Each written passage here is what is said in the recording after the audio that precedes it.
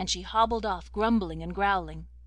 As to the Queen, she was so disappointed that, in spite of finding a better dinner than usual, and seeing the little mouse dancing in its merriest mood, she could do nothing but cry. That night, when her baby was fast asleep, she packed it into the basket, and wrote on a slip of paper, "This unhappy little girl is called Delicia." This she pinned to its robe, and then very sadly she was shutting the basket, when in sprang the little mouse and sat on the baby's pillow. "Ah, little one," said the Queen, "it cost me dear to save your life. How shall I know now whether my Delicia is being taken care of or no? Anyone else would have let the greedy old woman have you and eat you up, but I could not bear to do it." Whereupon the mouse answered, "Believe me, madam, you will never repent of your kindness."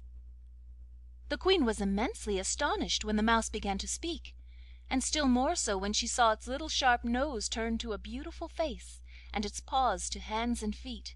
Then it suddenly grew tall, and the Queen recognised the Fairy who had come with the wicked King to visit her. The Fairy smiled at her astonished look, and said, "I wanted to see if you were faithful and capable of feeling a real friendship for me, for you see we fairies are rich in everything but friends, and those are hard to find." "It is not possible that you should want for friends, you charming creature," said the Queen, kissing her. "Indeed it is so," the Fairy said, "for those who are only friendly with me for their own advantage I do not count at all, but when you cared for the poor little mouse you could not have known there was anything to be gained by it, and to try you further I took the form of the old woman whom you talked to from the window, and then I was convinced that you really loved me." Then, turning to the little Princess, she kissed her rosy lips 3 times, saying, "Dear little one, I promise that you shall be richer than your father, and shall live 100 years, always pretty and happy, without fear of old age and wrinkles." The Queen, quite delighted, thanked the Fairy gratefully, and begged her to take charge of the little Delicia, and bring her up as her own daughter. This she agreed to do, and when they shut the basket and lowered it carefully, baby and all, to the ground at the foot of the tower, the Fairy then changed herself back into the form of a mouse, and this delayed her for a few seconds, after which she ran nimbly down the straw rope, but only to find that when she got to the bottom the baby had disappeared. In the greatest terror she ran up again to the Queen, crying, "All is lost! My enemy Cancaline has stolen the Princess away. You must know that she is a cruel fairy who hates me, and as she is older than I am, and has more power, I can do nothing against her. I know no way of rescuing Delicia from her clutches." When the Queen heard this terrible news she was heartbroken, and begged the Fairy to do all she could to get the poor little Princess back again. At this moment in came the gaoler, and when he missed the little Princess he at once told the King, who came in a great fury, asking what the Queen had done with her. She answered that a fairy, whose name she did not know, had come and carried her off by force. Upon this the King stamped upon the ground and cried in a terrible voice, "You shall be hung. I always told you you should." And without another word he dragged the unlucky Queen out into the nearest wood, and climbed up into a tree to look for a branch to which he could hang her.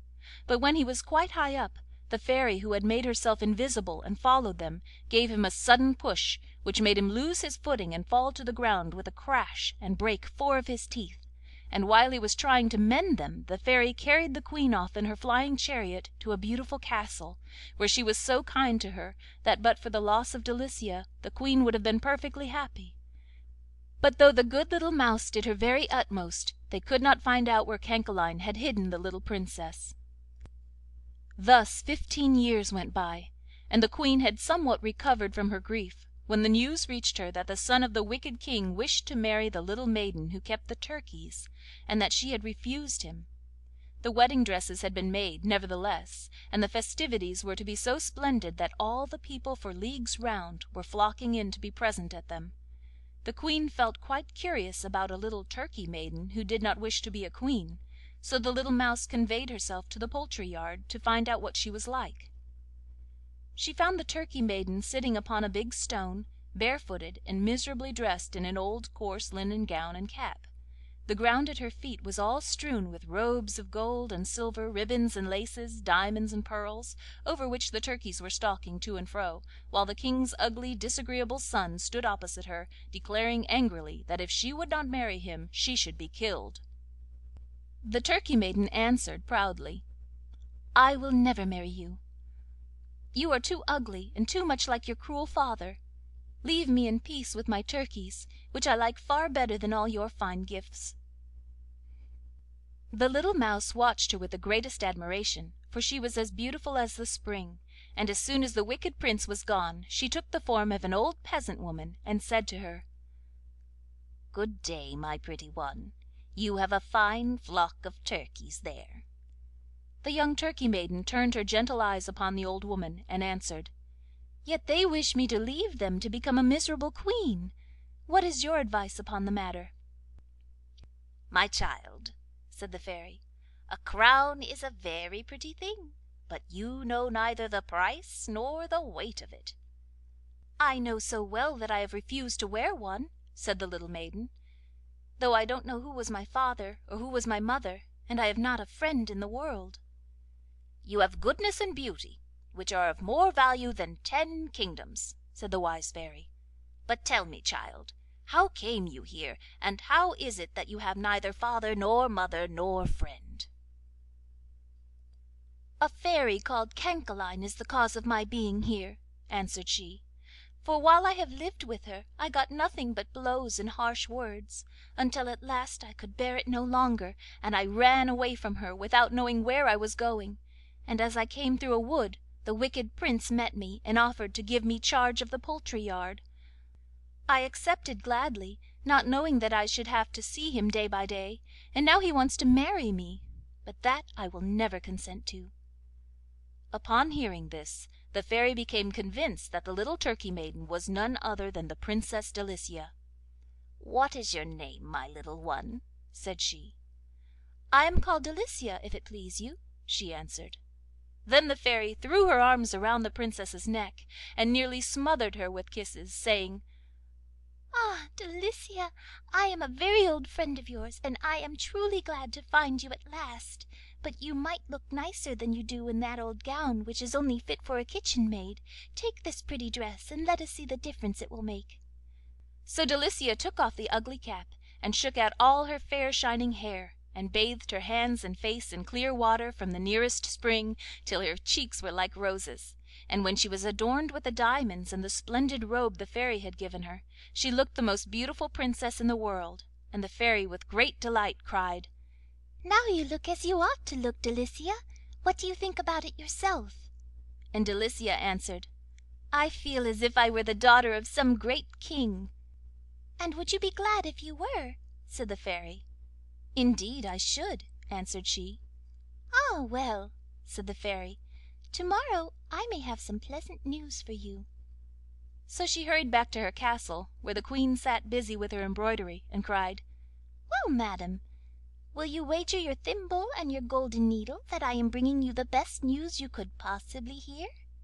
'Alas!' sighed the Queen, 'since the death of the jolly King, and the loss of my Delicia, all the news in the world is not worth a pin to me.'